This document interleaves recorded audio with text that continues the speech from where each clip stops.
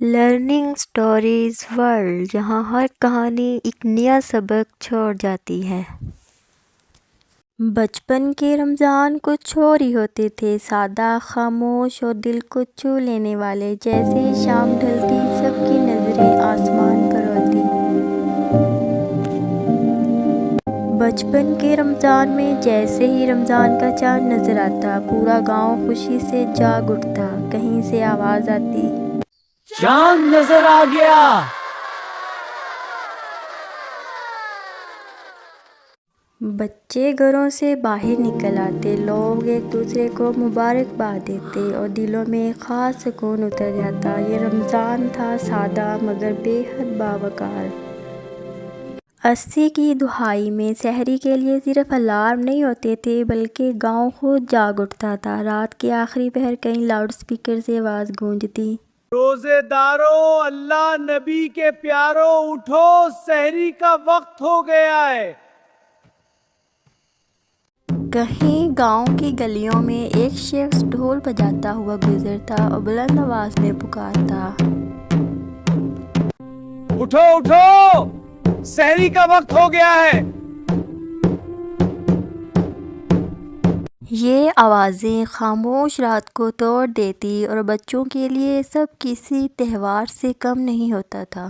کچے پکے گھروں میں لالٹین اور دیوں کی روشنی جلتی، چولہوں پر چائے چڑھتی، پراٹھے سینکے جاتے۔ نیند میں ڈوبے بچے آنکھیں ملتے ہوئے سحری پر آ بیٹھتے۔ امی، بس تھوڑا سا اور سونا ہے۔ بیٹا سحری کر لو، روزہ آسان ہو جائے گا۔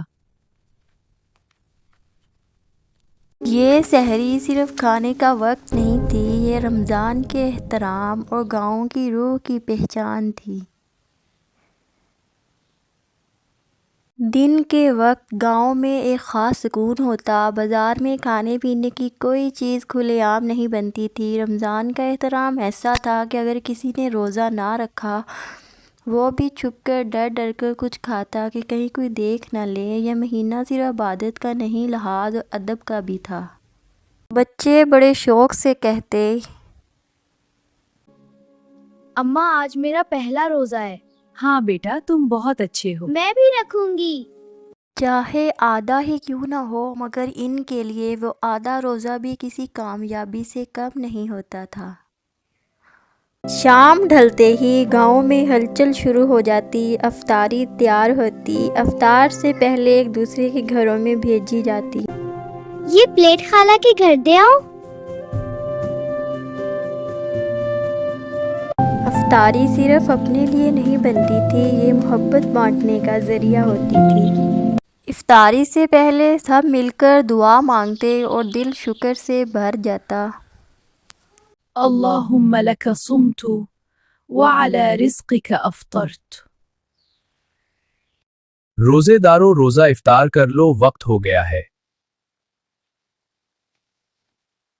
مغرب کے بعد عشاء اور تراویح کے لیے لوگ مسجد کا رخ کرتے۔ مسجدوں میں ایک الگ ہی رونق ہوتی تھی، بچے بھی بڑوں کے ساتھ جاتے، کبھی ایک دوسرے کو دیکھ کر مسکرا دیتے۔ نماز کے بعد گاؤں میں ہلکی سی رونق لوٹ آتی، مگر وقار کے ساتھ۔ بچپن کا رمضان ہمیں سکھاتا ہے کہ عبادت شور میں نہیں، سادگی اور احترام میں ہوتی ہے۔ وہ رمضان دلوں کو جوڑتا تھا اور ہمیں اللہ کے قریب لے جاتا تھا۔